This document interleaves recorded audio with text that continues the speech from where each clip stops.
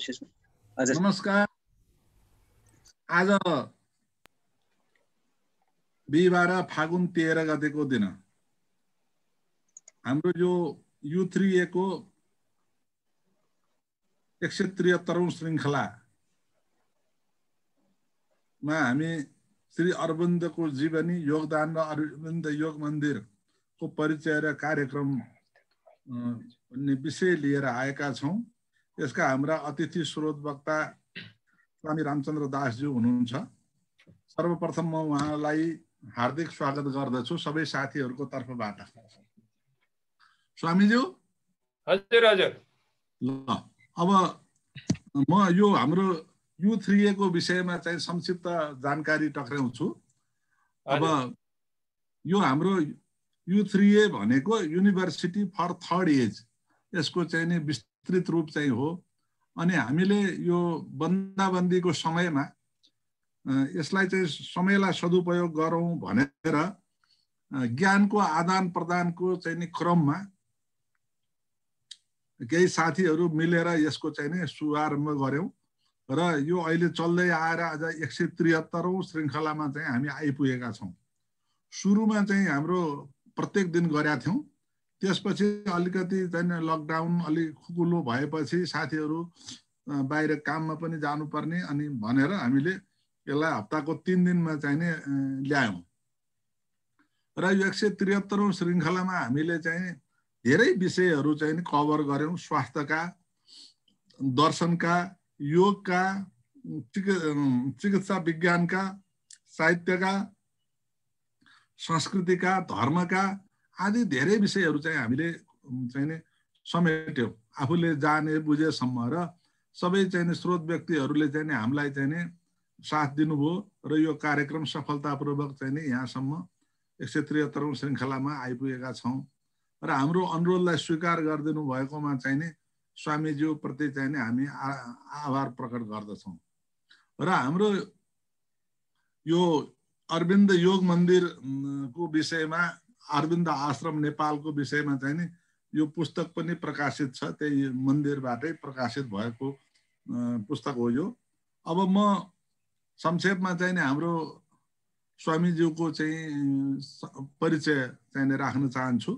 उहाँको जन्म चाहिँ गुल्मी जिल्लामा भएको हो र उहाँ सानै उमेरमा भारततर्फ जानुभयो र चाहिँ नि विभिन्न ठाउँमा सेवा गर्दै विभिन्न अनुभवहरू सँगाल्दै अरविन्द आश्रममा चाहिँ नि पाण्डिचेरी चाहिँ पुगेर अनि यो अरविन्दको चाहिँ नि विषयमा चाहिँ नि उहाँले जानकारी पाएपछि यसमा चाहिँ आकर्षित हुनुभयो र अरविन्दको चाहिँ नि जुन शिक्षा छ त्यसलाई प्रचार प्रसार गर्ने र एउटा सामाजिक कार्यको रूपमा चाहिँ नि यसलाई अगाडि बढाउने उद्देश्यले अहिले नेपालमा चाहिँ नि आएर 2050 देखि चाहिँ नि यतैतिर चाहिँ नि बसेर यो अरविन्द अहिले यो चाहिँ अरविन्द योग मन्दिरको नामको संस्था, यसको चाहिँ थानकोटमा चन्द्रागिरीको चाहिँ नि काख छ र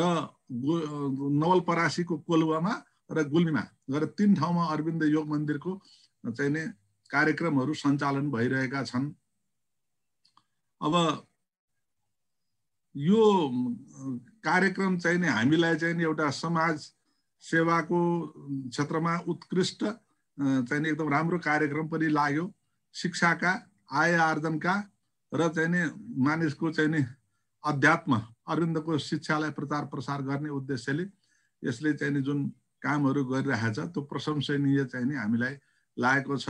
विस्तृत रूपमा त चाहिँ नि स्वामीज्यूबाट यसमा प्रकाश पार्नु हुने नै छ र हाम्रो यो कार्यक्रम चाहिँ नि कस्तो छ भनेदेखि स्वामीज्यूलाई निवेदन गरौँ, हामी चाहिँ नि यो 1.5 घण्टाको कार्यक्रम छ। हामीले 6:10 मा सुरु गर्यौं, 7:40 सम्म यसको नियमित समय भनौं न, 1 घण्टा 30 मिनेटको चाहिँ नि समय यसको नियमित समय छ। त्यसमा वक्ताले चाहिँ नि 45-50 मिनेटसम्म गरेपछि अरु चाहिँ नि अब जिज्ञासाहरू यहाँ उपस्थित साथीहरूको जिज्ञासाहरू चाहिँ हुन सक्छ, त्यसको चाहिँ नि विषयमा जवाफ दिने, समाधानका कुराहरू चाहिँ नि यसलाई अझ बढी प्रकाश पार्ने कुराहरू चाहिँ नि हुनेछन् र हामीले सामान्यतः चाहिँ 1 घण्टा 30 मिनट 90 मिनटमा यो कार्यक्रमलाई चाहिँ सक्ने योजना छ। धेरै चाहिँ नि उपयोगी प्रश्नहरू आएमा 5-7 मिनट 10 मिनट चाहिँ नि लम्बिन सक्छ। तर सबैको पाबन्दीलाई चाहिँ नि सबैले ख्याल गरेर साथीहरूले पनि प्रश्न चाहिँ नि यो विषयसँग सम्बन्धित प्रश्न राख्दिनु हुन र एकजनाले सोधिसकेको कुरा अर्कोले नगर्दिनु हुन र च्याट बक्समा लेख्नु भए अथवा चाहिँ नि हात उठाउनु भएदेखि रेज ह्यान्डमा अनि उहाँहरूलाई हेरेर हामीले चाहिँ नि त्यो चाहिँ प्रश्न सोध्ने आफ्ना सुझावहरू राख्ने अवसर चाहिँ नि दिनेछौँ।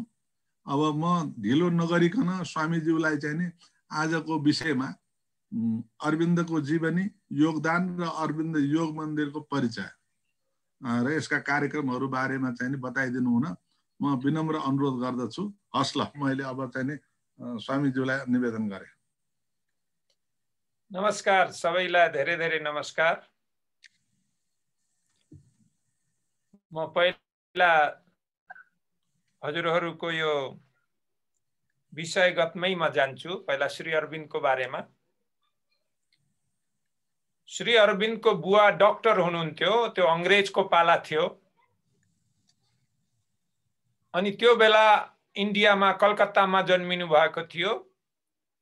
3 वर्षकै उमेरमा उहाँको बुवाले दार्जिलिङको एउटा कन्भेन्ट स्कुलमा पुर्याइदिनु भयो, जहाँ केवल गोराहरूका छोरछोरी मात्रै पढ्थे। किन उहाँले त्यहाँ पठाउनु भयो भने, किनभने उहाँले जो ब्रिटिसहरूको बर्बरता भारतीयहरूमा देख्नु भएको थियो र त्यस कारणले मेरो छोरो विशिष्ट अफिसर बनोस्, ठुलो मान्छे बनोस्, पढे लेखेर र त्यसमा भारतीय कल्चरको कुनै पनि छाप, पूर्वीय दर्शनको कुनै पनि छाप त्यसमा नपरोस् भनेर उहाँले पुरा त्यो अंग्रेजहरूको स्कुलमा दार्जिलिङ 3 वर्षको उमेरमा पठाउनु भयो श्री अरविन्दलाई। अनि त्यसपछि जब उहाँ 7 वर्षको हुनुभयो, 7 वर्षमा उहाँलाई के लाग्यो भने यहाँ सेफ छैन, जसरी पनि यहाँको हावाले, पूर्वीय दर्शनको हावाले उनलाई भेट्छ, त्यही भएर यिनलाई लन्डनमै युकेमै पठाउँदाखेरि बेटर हुन्छ।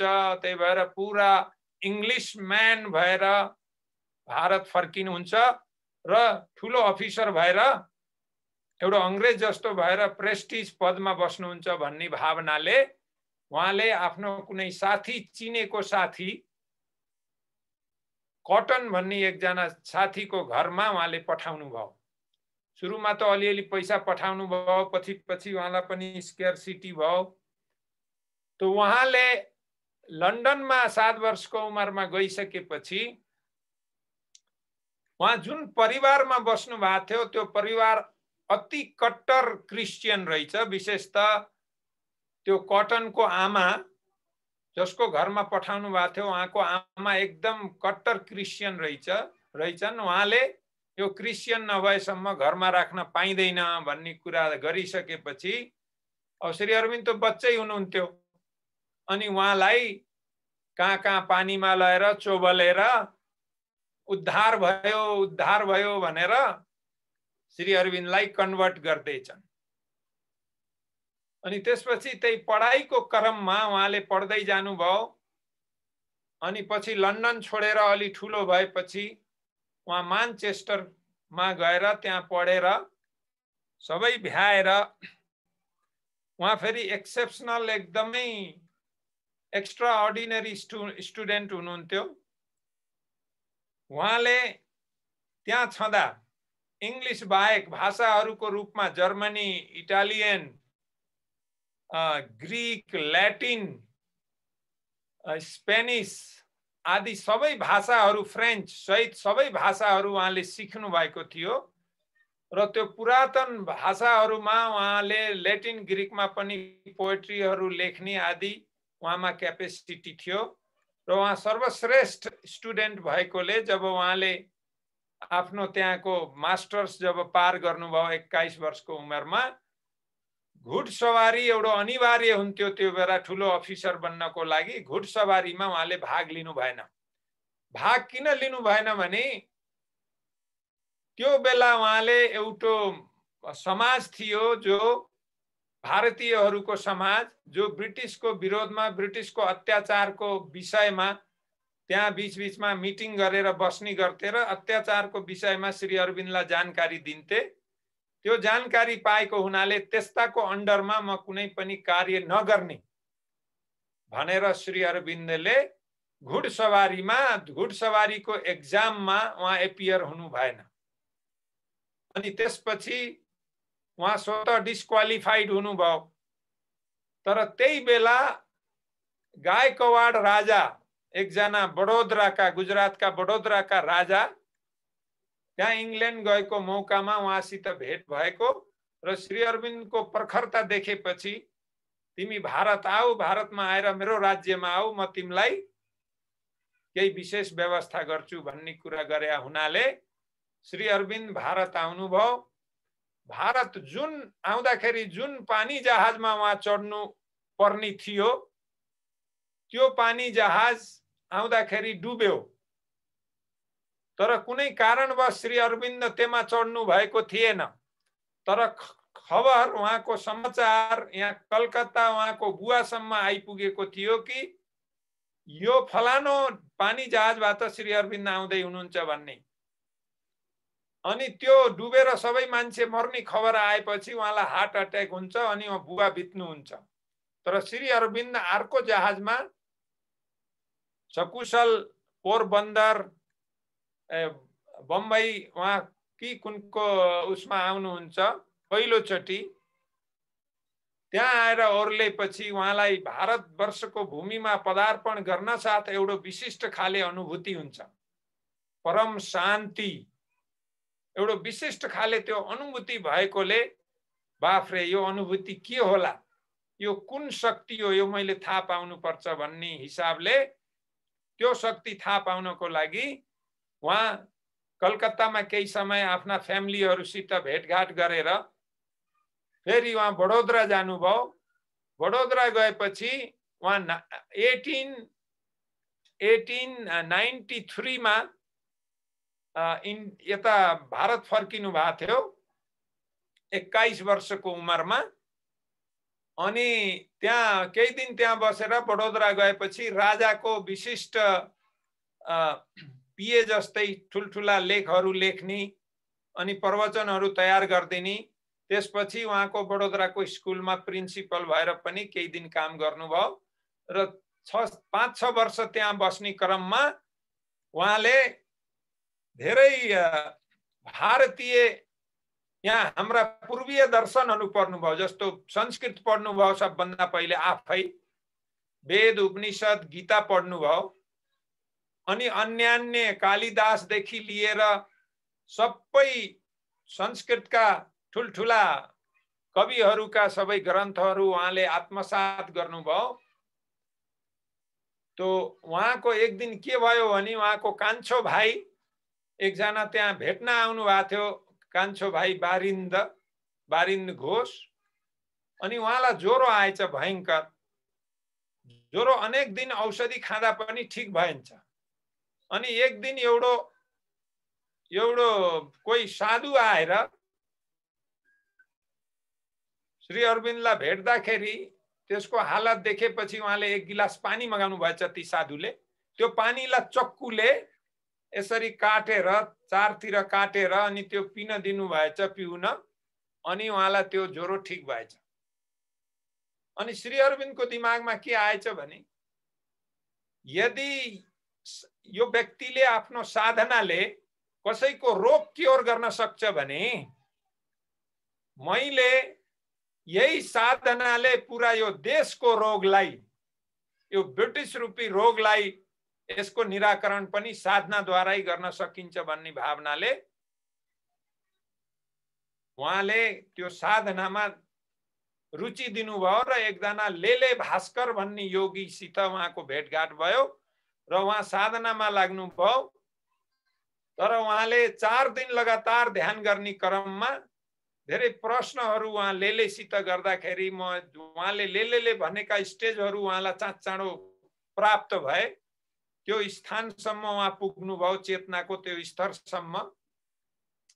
अनि पछि लेलेसित अरू प्रश्न अरू त्यस अगाडिको बाटो सोद्धाखेरि लेलेले भन्नुभयो यो भन्दा अगाडि मैले केही भन्न सक्दिनँ, तपाईँ कोही विशिष्ट शक्तिबाट सञ्चालित हुनुहुन्छ, त्यही भएर तपाईँले अब आफ्नो बाटो आफै खोज्नुहोस् भनेपछि त्यहाँबाट उहाँ कलकत्ता त्यहाँ बडोदरा छोडेर फेरि कलकत्ता जानुभयो। कलकत्ता गएर त्यहाँ अनेक पत्रिकाहरू उहाँले सुरु गर्नुभयो, वन्दे मातरम अनि आर्यन आदि आदि अनेक पत्रिकाहरू, जुन पत्रिका मार्फत उहाँले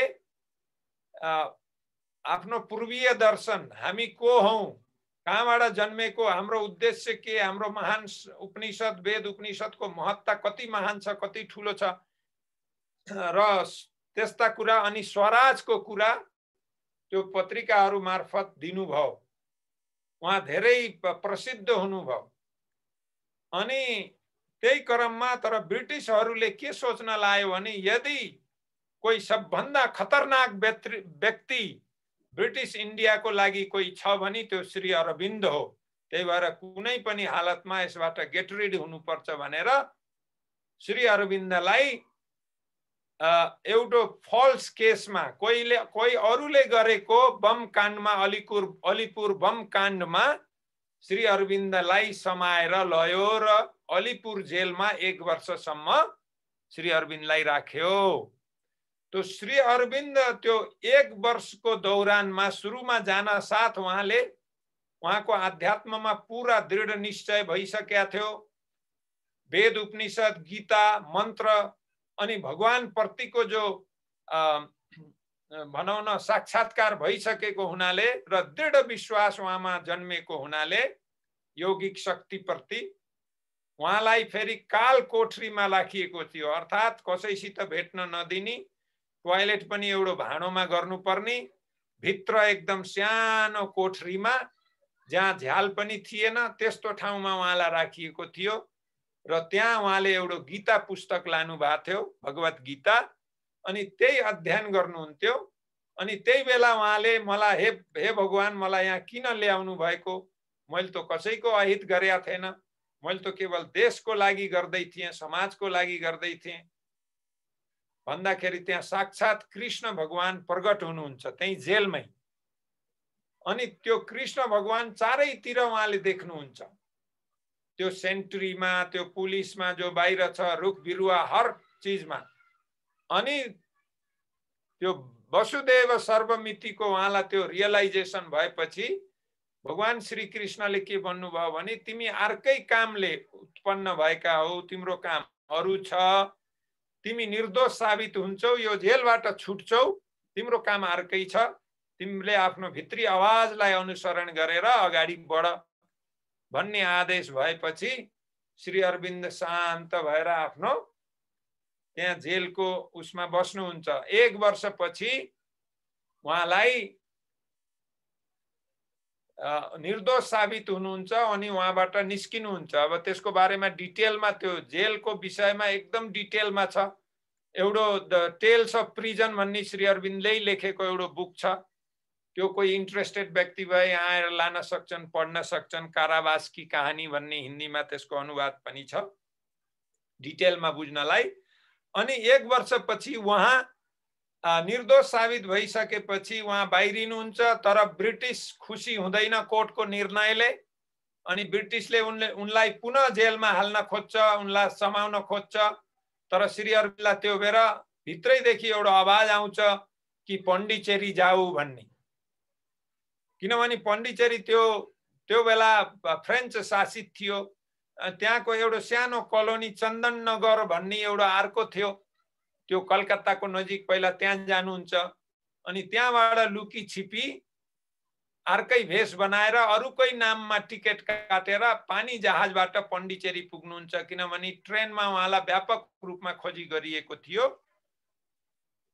र त्यस बीचमा एकचोटि निवेदिता, भगिनी निवेदिता जो विवेकानन्दको शिष्या हुनुहुन्छ, उहाँले पनि भेटेर उहाँलाई भन्नुभयो ब्रिटिसले हजुरलाई एकदमै पुरा मार्न खोजेको छ, हजुर सतर्क हुनु पर्यो भनेर। तर श्री अरविन्दले भन्नुभएको थियो मेरो पछाडि भगवान हुनुहुन्छ, मेरो केही चिन्ता नलिनुहोस् हजुरले भनेर। यसरी उहाँ पण्डिचेरी पुग्नुहुन्छ। सन् 1910 अप्रिल 4 मा उहाँ पण्डिचेरी पुग्नुहुन्छ। सन् 1910 को अप्रिल 4 मा पण्डिचेरी पुग्नुहुन्छ। पण्डिचेरी फ्रेन्च शासित भएकोले उहाँ शान्तिपूर्वक आफ्नो साधना ध्यानमा लाग्नुहुन्छ। अनि यताबाट ट्रेनबाट उहाँका केही शिष्यहरू, उहाँका अनुयायीहरू जो उहाँको विचारबाट प्रभावित भएका थिए, 5-6 जना ट्रेनबाट उहाँ पहिल्यै पुगेर उहाँले एउटा रेन्ट कुनै साथीको कुनै देशभक्तहरूको त्यहाँ पनि अनेक सुब्रमण्यम भारती भन्ने एकजना ठुला फाइटर थिए, देशभक्त थिए। तिनले श्री अरविन्दको बारेमा त्यहाँ सबै व्यवस्था गरिदिन्छन्। धेरै खुसी हुन्छन् कि उहाँ पनि कि श्री अरविन्द जस्तो महान व्यक्ति यहाँ आउने भएपछि हाम्रो ओहो भाग्य भन्ने हुन्छ उहाँहरूलाई। अनि त्यसरी उहाँ पण्डिचेरीमा 1910 देखि आफ्नो साधना रत हुनुहुन्छ र उहाँले त्यस क्रममा अनेकानेक पुस्तकहरू योग साधनामा आधारित उहाँले लेख्नुहुन्छ।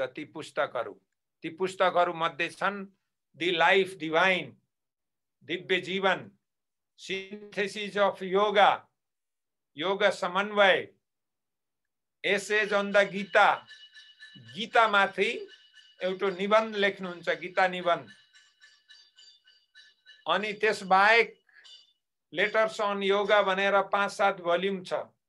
त्यस्तै पोएट्रीहरू, यस्ता अनेकानेक 35 भोल्युम ठुल्ठुला भोल्युमहरू उहाँले उपनिषददेखि लिएर सिक्रेट्स अफ द वेदा, अनि hymns to the mystic fire, अनि उपनिषद आदि अनेकानेक ग्रन्थहरू उहाँले तयार गर्नुहुन्छ, लेख्नुहुन्छ। अनि त्यसबीचमा एकजना फ्रान्सबाट मदर भन्ने आउनुहुन्छ, उहाँको नाम मीरा अल्फासा हुन्छ। तर उहाँ पनि सानैदेखि अलिकति एक्स्ट्रा अर्डिनरी ध्यान गर्ने, गुह्यवादमा विश्वास गर्ने, त्यस्तै उहाँ हामीले माताजी भन्छौँ उहाँलाई।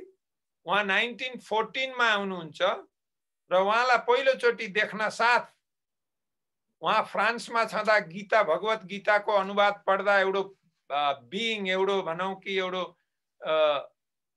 एउटा प्राणी उहाँको अगाडि प्रकट हुन्थ्यो। त्यो प्राणीलाई माताजीले कृष्णको नाम दिनुभएको थियो, किनभने भगवत गीतामा कृष्णको नाम भएकोले। अनि त्यो बिइङले वास्तविक गीताको अर्थ भन्या हुनाले, वास्तविक के अर्थ हो गीताको त्यो सही अर्थ भन्या हुनाले उहाँले त्यसलाई कृष्ण नामाकरण गरेको र श्री अरविन्दलाई पहिलोचोटि भेट्दाखेरि त्यो त कृष्ण होइन, त्यही नै बिइङ रहेछ उहाँलाई। अनि त्यो उहाँ अति प्रभावित भइसकेपछि माताजी पनि उहाँकै शिष्यको रूपमा आश्रममा बसेर साधना ध्यानमा रत हुनुभयो र यसरी सन् 1950 सम्म श्री अरविन्दले भयंकर साधना गर्नुभयो।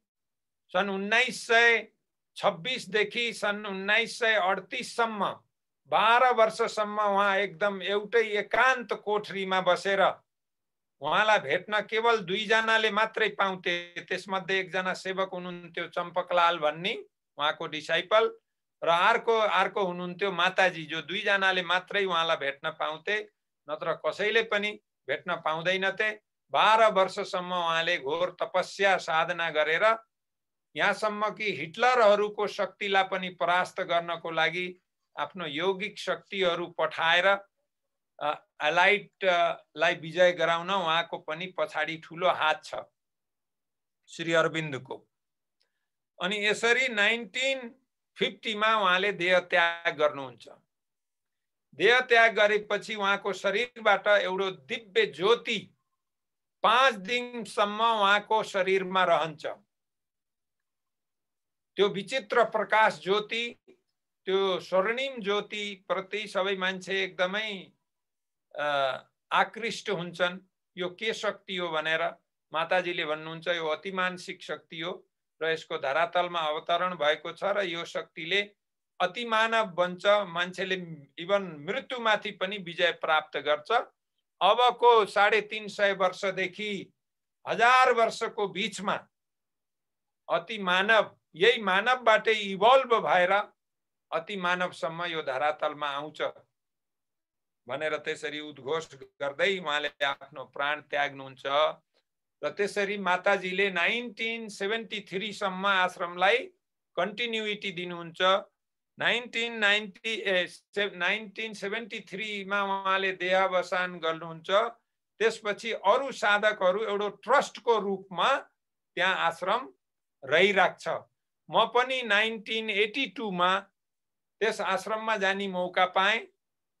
अनि त्यो जानु पहिला मेरो अलिकति ब्याकग्राउन्ड पनि हजुरहरूले जान्न जरुरी छ। म एउटा गुल्मीको धेरै गरिब परिवारमा जन्मेको मान्छे, म भुसाल हुँ र एकदम अनकन्तार बागलुङ र प्युठानको सिमानामा पर्ने अनकन्तार ठाउँमा जन्मेको र म 12 वर्षको उमेरमै म सबभन्दा जेठो परिवारमा भएकोले अब त्यो बेलाको त्यो गरिबीको कारणले इन्डियातिर लाउर जाने भन्ने चलन भएकोले म पनि त्यता इन्डियातिर लागे। अनेक दुख कष्ट भोगियो सानै उमेरमा र इन्डियन आर्मीमा पनि 13 वर्षको उमेरमा 14 वर्षको बिगिनिङमै मैले आर्मीमा 16-17 वर्षको उमेर लेख्न लगाएर म 2 वर्षसम्म 14 JK राइफलमा पनि मैले काम गरेँ। तर आर्मी मलाई मन नपर्या हुनाले पछि गएर म एकजना साधुको संगतमा परेँ र मैले यो जीवनमा खास कुरा के थियो भने त्यो साधुले एउटा कुरा मलाई भने, जो वाल्मीकि रामायणको एउटा श्लोक उहाँले मलाई भन्नुभयो, दिग्बलम क्षत्रिय बलम ब्रह्मतेजो बलम बलम एकेन ब्रह्मदण्डेन सर्वास्त्राणि हतानि मे। यो श्लोक आउँछ विश्वामित्र र वशिष्ठको लडाई झगडाको बीचमा र अन्तमा वशिष्ठले के अरे विश्वामित्रले हारिसकेपछि अन्तमा उनले भन्छन् यो क्षत्रिय बल धिक्कार छ, ब्रह्मरूपी बल नै सबभन्दा शक्तिशाली हो, त्यही भएर म पनि ब्रह्मरूपी बलको आराधना गर्छु भनेर सबै छोडेर उनी तपस्यामा लाग्छन् र ब्रह्मर्षि बन्छन्। त्यो श्लोक मैले त्यसको व्याख्यान बुझिसकेपछि मैले आर्मी छोडेर म फेरि साधु भएँ। साधु भएर अयोध्या वृन्दावन आदिमा बस्दै संस्कृत भाषा वेद उपनिषद गीताहरू पढ्दै त्यहाँ आफ्नो जीवन यापन गर्न लाएँ। ध्यान साधना गर्दै अनेकानेक गुरुहरूको संगत गर्दै, तर त्यहाँ साधुमा पनि अलिकति कन्ट्राडिक्टहरू भएकोले, जस्तो जात पात फलो गर्ने, गीताको ज्ञानलाई अनुसरण नगर्ने, वेद उपनिषदका कुरा त गर्ने तर त्यसका व्यावहारिक पाठहरूलाई आफ्नो जीवनमा नउतार्ने, यी सब कुराले गर्दा म त्यति खुसी थिइनँ। त्यहाँ पनि 6-7 वर्षसम्म साधु जीवन यापन गर्ने क्रममा एउटा साथीले मलाई श्री अरविन्दको पुस्तक दियो, जुन पुस्तक पढेपछि मलाई धेरै राम्रो लाग्यो। अनि त्यो पुस्तकको पछाडि एड्रेस देखेपछि श्री अरविन्दो आश्रम पण्डिचेरी साउथ इन्डिया, अनि म त्यो बेला भिवानी हरियाणामा थिएँ दिल्लीको नजिक। अनि त्यहाँबाट म तुरन्तै एड्रेसलाई फलो गर्दै म पण्डिचेरी पुगेँ। त्यहाँ पुगेपछि मलाई त्यो आश्रममा 1982 मा धेरै राम्रो लाग्यो र म त्यहाँ आफ्नो ध्यान साधनामा लीन भएँ। त्यहाँ मलाई एउटा पहिलो घटना के भयो भने मलाई आधा घण्टासम्म त्यहाँ समाधि, जहाँ श्री अरविन्द र माताजीको समाधि थियो, त्यो ठाउँमा मलाई आधा घण्टासम्म मेरो माइन्डै रहेन। म कुनै अर्कै दुनियाँमा भए जस्तो एकदम आभास भयो।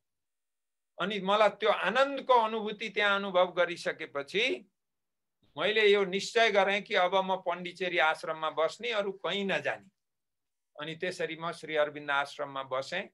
12 वर्षसम्म मैले त्यहाँ सेवा साधना ध्यान आदि गरेँ र संजोगले, भगवानको कृपाले, जो चंपकलाल जी जो श्री अरविंद का जो पर्सनल असिस्टेंट थिए, जो पर्सनल सेवक थिए, उनको पनि मैले उहाँको अन्तिम कालमा 3 वर्षसम्म उहाँको सेवा गर्ने मौका पाएँ र उहाँको संस्पर्शमै उहाँको शरीर मेरो छातीमा संस्पर्शकै क्रममा उहाँले मेरो छातीमा आडेस लागेको बेलै उहाँले शरीर छोड्नु भयो र उहाँले शरीर छोडेपछि उहाँसितको जो आत्मीयता थियो त्यो मलाई अलिकति कस्तो कस्तो लाग्यो। र त्यसै बीच त्यहाँ पण्डिचेरी हुँदाखेरि एकजना शरदचन्द्र शाह पनि सिंगापुर हुँदै त्यहाँ श्री अरविन्द माताजीको केही कुरा सुन्या हुनाले श्री अरविन्दको फिलोसफीमा रुचि जाग्या हुनाले उहाँ पनि पण्डिचेरी गएर आश्रममा कोही नेपाली छन् कि भनेर सोद्धाखेरि कसैले एकजना नेपाली यहाँ अनेक वर्षदेखि बसेका छन् भनेर मसित सम्पर्क हुन्छ। मैले त्यतिखेर नेपाली भाषा बिर्सिसकेका थिएँ र उहाँले एउटा नेपालमा जन्मेको व्यक्ति नेपाली बिर्सिसकेको भनेपछि उहाँले मलाई नेपाल आउन प्रेरित गर्नुभयो। तर मेरो इच्छा थिएन। उहाँ नेपाल आएपछि मलाई अनेक पत्रिकाहरू अनि ग्रामरहरू, नेपाली बुक्सहरू र एउटा नेपालको हिस्ट्रीको book the rises of Gorkhas भन्ने the rises of house of Gorkha भन्ने एउटा पुस्तक पठाइदिनु भयो। त्यो पढेपछि मलाई नेपालको बारेमा हल्का आकर्षण बढ्यो। अनि म आफूलाई आफ्नो जन्मभूमिको याद आयो। अनि एकचोटि डाँडा काँडा आफू खेलेका, नाचेका, हाँसेका ती डाँडा काँडा हेरौं भन्ने विचारले म नेपाल फर्केँ। कतै 2049 मा म नेपाल आएँ।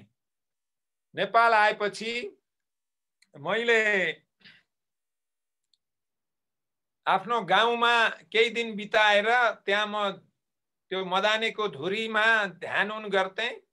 त्यहाँ मलाई एउटा के लाग्यो भने मैले नेपालमै केही गर्नुपर्छ र मैले त्यहाँ एक ठाउँ, त्यो हाम्रो राङदल भन्ने एउटा ठाउँ छ, त्यहाँ कुमालको बस्ती थियो। जाँदाखेरि त्यहाँको गरिबी, बच्चाहरूको स्कुलिङ आदिको अभाव र सरसफाइको अभाव त्यो देखेर मलाई रुनसै आयो। अनि तिनीहरूको लागि मैले केही गर्नुपर्छ भन्ने भावना जागेको हुनाले मैले त्यहाँ मैले राम्ररी केही गरौँ भन्ने सोच जाग्यो र म त्यहाँबाट नागरिकता बनाएर पहिलोचोटि अनि म काठमाडौँमा आइपुगेँ। काठमाडौँ आएर अनेक कष्ट सहँदै यताउता गर्दै एउटा संस्था स्थापित गरेँ। मैले टाढाबाटै यसलाई हेल्प गरौँला भन्ने मेरो सोच थियो, किनभने म पण्डिचेरी छोड्न चाहन्नथेँ। तर यहाँ भएका साथीहरू जो मैले बनाएको थिएँ तिनीहरूमा त्यति सिन्सियरिटी नभएकोले म यहाँ नेपालमा काम गर्न गाह्रो छ भनेर पुनः म उता भारत फर्केँ। पण्डिचेरीमै बस्छु, नेपालमा कार्य गर्न सम्भव छैन भन्ने भावनाले म उतै गएँ र 5-6 महिना त्यहाँ बस्ने क्रममा फेरि मलाई बार नेपालको याद आएको हुनाले र मैले केही न केही नेपालमै गर्नुपर्छ भन्ने भावना आएकोले म फेरि पुनः सबै त्यागेर, आफ्नो इच्छा विरुद्ध सबै त्यागेर म पुनः फेरि नेपाल आएँ। नेपाल आएर मैले यहाँ थानकोटमा यो आश्रम खडा गरेँ। एउटा सानो पुरानो घर किनेर, जुन घरमा बिजुली थिएन, टोयलेट, बाथरुम, पानी, टेलिफोन आदि केही थिएन, बेसिक चीजहरू केही थिएन। त्यसलाई मैले सन् 2050 देखि बिगिनिङदेखि जो मैले 11 वैशाख 11 गते 2050 सालमा यसलाई स्थापना गरेर अनि यसलाई अगाडि बढाउने 3-4 जना बच्चाहरूबाट मैले सुरु गरेँ र आफ्नो ध्यान साधना, एउटा आदर्श जीवन भन्ने के हो, वास्तवमा हाम्रो वेद, उपनिषद, गीताले र हामीलाई के दिन खोजेका छन्, त्यो ज्ञानले हामीलाई देवतुल्य बनाइदिन सक्छ। त्यस्तो ज्ञानलाई बच्चाहरूलाई सानैदेखि, बाल्यकालदेखि नै उनीहरूलाई यस्तो शिक्षा दिने भावनाले मैले यो आश्रमलाई सुरुवात गरेँ। कठिनाइलाई जुझ्दै, सुस्त गर्दै आफूसित भएको लिमिटेड सोर्स, तर त्यो बेला मसित करिबन 25 लाख रुपियाँ जति नेपाली थियो। त्यही पैसाले मैले यस आश्रमको सुरुवात गरेँ। आसपासमा भएका जग्गाहरू जसले बेचे सटेका जग्गा, ती जग्गाहरू किन्दै गएँ। अनि पहिलो वर्ष 4-5 जना, अर्को वर्ष 10-15 जना, तेस्रो वर्ष 20-25 जना, चौथो वर्ष 40 जना। त्यही पुरानै घरमा 40 जनासम्म हामी एउटै घरमा बस्यौं, सानो घरमा। अनि त्यसैभित्र किचन, त्यसैभित्र लाइब्रेरी, त्यसैभित्र सानो मेडिटेसन हल आदि त्यस्ता एक्टिभिटीहरू त्यहाँ गरेर मैले यसरी यो आश्रमलाई स्थापित गरेँ। त्यसको 10 वर्षपछि 2060 मा मैले तराईमा तराईको नवलपरासी भन्ने ठाउँमा एउटा अर्को आश्रम मैले स्थापना गरेँ यसको शाखाको रूपमा। अनि त्यसपछि 2070 मा मैले गुल्मीको आफू जन्मेको ठाउँमा एउटा आश्रम स्थापना गरेँ। त्यो 2070 मा त्यहाँ अलिकति विदेशीहरूलाई हाम्रो पूर्वीय दर्शनको ज्ञान दिने, आयुर्वेदको ज्ञान दिने आदि एक्टिभिटी हुन्छ गुल्मीमा। योग साधना ध्यानको रिट्रिट सेन्टरहरू त्यहाँ क्रिएट गरेका छौँ। र नवलपरासीको कोलुवा भन्ने ठाउँमा, पूर्वी नवलपरासी अहिले नवलपुर भनिन्छ त्यसलाई, त्यसमा कोलुवामा हामीले स्कुल पनि छ। त्यहाँ कृषि खेतीपाती आदि गर्छौं। त्यहाँ करिबन 20 बिघा जग्गामा खेतीपाती छ। सबै जग्गा किनेको, कसैले दान डोनेसन दिएका जग्गा हैनन्, सबै किनेका जग्गाहरू हुन्। तर त्यो बेला फर्चुनेटली भगवानले त्यो बेला त्यति अलि महँगा थिएनन् अहिले जस्तो। र त्यो बेला सुरुमा मेरो सिद्धान्त के थियो भने मेरो भित्रबाट जे आवाज आयो त्यही अनुसार गर्थे। पहिला जग्गा किन्ने, त्यसपछि मात्रै आवासहरूको व्यवस्था गर्ने। अनि आफूसित भएको पैसाले संघर्ष गरेर अब सुरुमा मैले काठमाडौँमा कसरी चलाएँ भने मैले अगरबत्ती बनाउँथे, आफै रोल गरेर आफै अगरबत्ती सेल गर्न जान्थे। गाई पालेर सुरुदेखि जो गाईको दुध बेच्न म आफै पनि, त्यो बेला बच्चाहरू साना थिए सबै, आफै पनि म यो शंकरलाल केडियाहरूको घरमा मैले दुध पुर्याउन जान्थे। कालीमाटीतिर चारैतिर अहिले पनि हाम्रो दुधको व्यापार छ। हामीले करिबन 8-10 लाख बराबरको दुध यहाँबाट काठमाडौँबाट बेच्छौं मन्थली। तराईमा पनि गाईहरू छन्। तराईमा 100 गाई छन्, यहाँ काठमाडौँमा 45 गाई छन्, गुल्मीमा करिबन 7-8 वटा गाईहरू छन्। र तरकारी खेती, pashmina, thangka paintings, yoga meditation, guest house अनि ट्रेकिङ आदि पनि अहिले बच्चाहरू धेरै ठुला भए। अब यिनीहरूले पनि धेरै कुराहरू आफै जिम्मेवारी लिएर गर्छन्।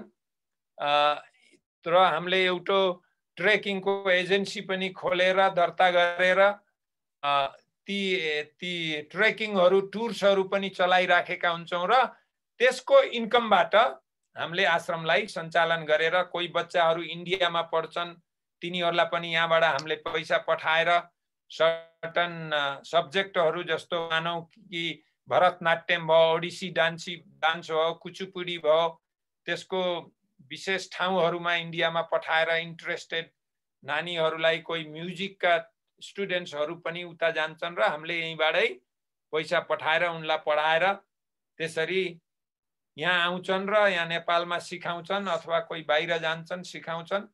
तो हाम्रो उद्देश्य के हो भने हाम्रो शिक्षा पूरा पूर्वीय दर्शनमा आधारित हुनुपर्छ। जो हाम्रो देवतुल्य भूमि नेपाल हो, जो तुलसी के अरे हाम्रो कालिदासले भन्नुभएको छ नि, अस्त्युत्तरस्याम दिशि देवतात्म हिमालयो नाम नगाधिराज। तो उत्तर दिशामा भएको देवको आत्माको यो नेपाल देश, यसमा भएको जो संस्कृति छ, जो यसको महत्ता छ, महानता छ, जो वेद उपनिषद गीताको सिर्जना यहीँबाट भएको, त्यस्तो महान भूमिमा त्यो महान ज्ञान लुप्त भएर एउटा साधारण खाली कर्मकाण्डी हिसाबले मात्रै अलिकति भएको र कहीँ बचे खुचेकोले हाम्रो कल्याण हुनेवाला छैन। त्यही भएर यसलाई एउटा मूर्त रूप दिनको लागि एउटा गुरुकुलीय पद्धतिबाट, यति मात्रै हैन, जब म सुरुमा आएको थिएँ मैले मेरो यस्तो सुरुमा यस्तो जोश थियो कि म 75 जिल्लामा 5 वर्षभित्र 75 वटा आश्रम तयार गर्ने छु भन्ने त्यस्तो दृढ सोच मेरो भित्र थियो। तर नेपालको परिस्थिति, मान्छेहरूको चिन्तन, स्वार्थपरता आदि आदि, करप्सन आदि आदि विचारले म एकदम धेरै हतप्रभ भएँ, एकदमै पीडित भएँ। तर जो 5 वर्षमा 75 वटा आश्रम बनाउने सपना सफल भएन, तर अहिले 28 वर्षमा केवल 3टा आश्रम मात्रै बनाउन सफल भए। तर अहिले यहाँबाट हुर्केका नानीहरू, अब यिनीहरूले निश्चय नै जुन वातावरणमा यिनीहरू हुर्केका छन्, एउटा पूर्वीय चिन्तन, एउटा ध्यान साधना, एउटा आत्मसात गर्ने चिन्तनमा जो यिनीहरू हुर्केका छन्, निश्चय नै यिनीहरूले जो हाम्रो सपना छ, जो मैले 75 जिल्लामा केही गरौँला भन्ने जो चिन्तन छ, त्यसलाई कालान्तरमा हुन्छ भन्ने म आश राख्दछु। र यसरी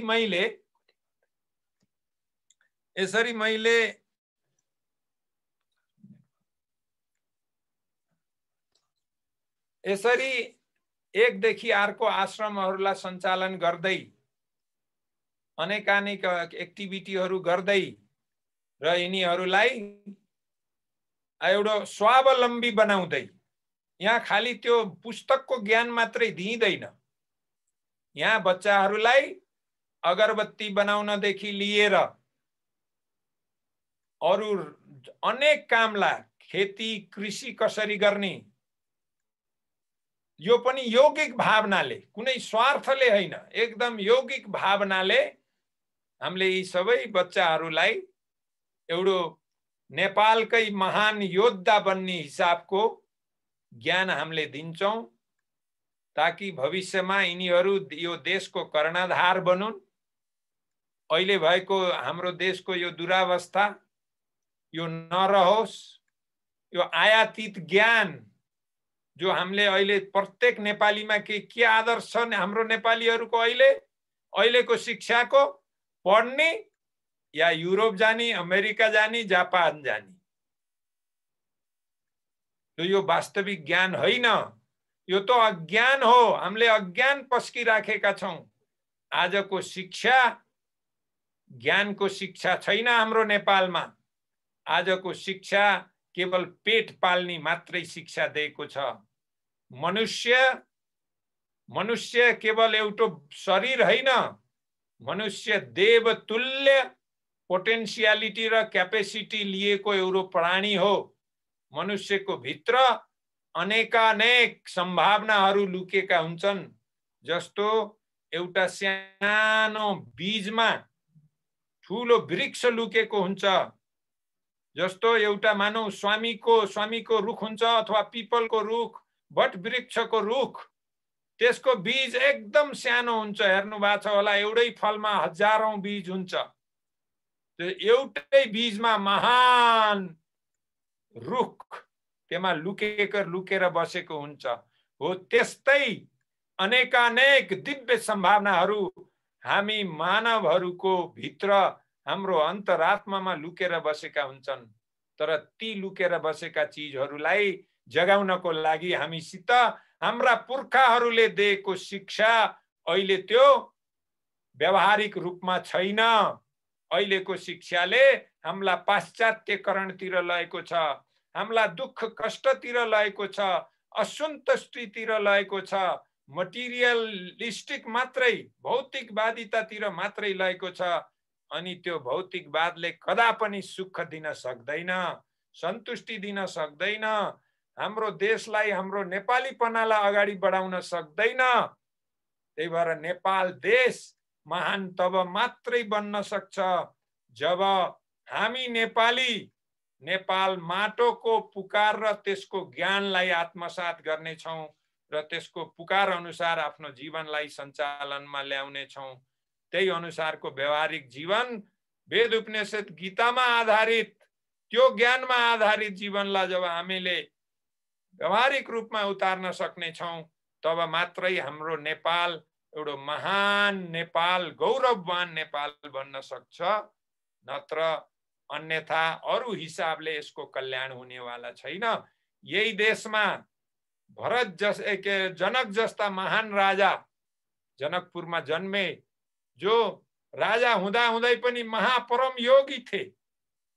खै त हामीमा आजका शासकहरू, कसैलाई मन्दिर जान डर लाग्छ, आयातित ज्ञान, आयातित चीजहरूमा खुसी भएर जान्छन्, पार्टिसिपेट हुन्छन्, अनि राम्रा कार्यलाई हाम्रै आफ्नै माटोको पुकारलाई हामीले लत्काइदिन्छौँ। अनि त्यस्तो स्थितिमा हामी महान कसरी बन्न सक्छौँ? हाम्रो मातृभूमिले अथवा हाम्रा पुर्खाहरूको ज्ञानले हामीलाई कसरी महान बनाउन सक्छ? सक्दैन। किनभने हामी कुनै सत्यप्रति पीठ फर्काइसकेपछि त्यो सत्यले हाम्रो भित्र काम गर्न सक्दैन। त्यही भएर हामीले आफ्नो आत्मालाई उद्घाटित गरेर अगाडि भएर विनम्र भएर निरहंकार भएर हामीले आत्मसमर्पण गरेर नेपाल आमाप्रति हाम्रा पुर्खाहरूले अर्जेको महान ज्ञानप्रति आदर्शवान भएर हामी त्यसमा लाग्यौं भने बल्ल हामीले आफ्नो नेपालीपना र आफूलाई सन्तुष्टि र महान गौरववान बनाउन सक्छौं। ल त आजलाई यति नै। अब हजुरहरूको प्रश्न अथवा के छ त्यो अनुसारले हामी अगाडि बढौं। प्रश्नमा नै हाम्रो धेरै कुराहरू आउन सक्छ। आवाज आएन सर? अनम्युट छ बाबु सर?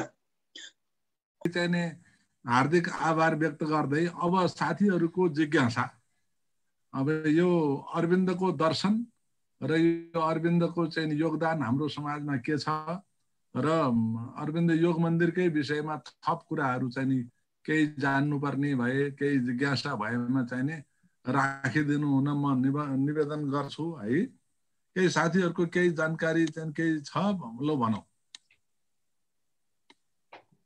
मैले ठेगाना पनि राखिदिएको छु च्याटमा। अब के साथीहरू या ह्यान्ड रेज गरे पनि हुन्छ, कसलाई गर्ने? ह्यान्ड रेज गर्नु भए पनि हुन्छ, च्याटमा च्याट बक्समा देखिन्छ।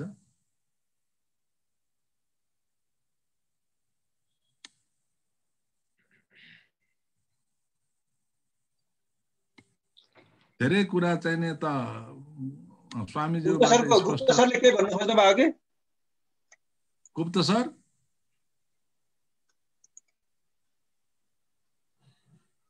हजुर गुप्त सरको के जिज्ञासा?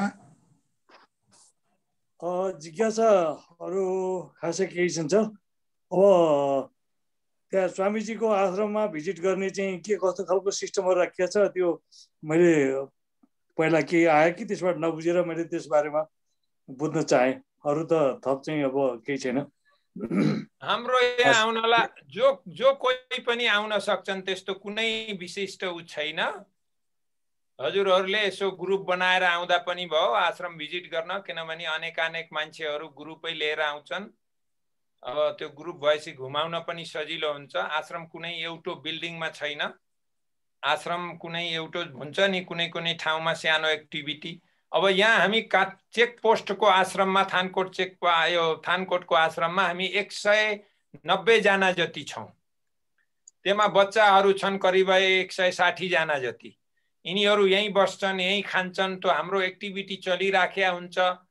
अब बिहानमा अर्ली मर्निङ 4 बजेदेखि उठेर गाई दुहुन्छन्। ठुल्ठुला कलेज जानेहरूले गाई दोहेर उनीहरू कलेज जान्छन्।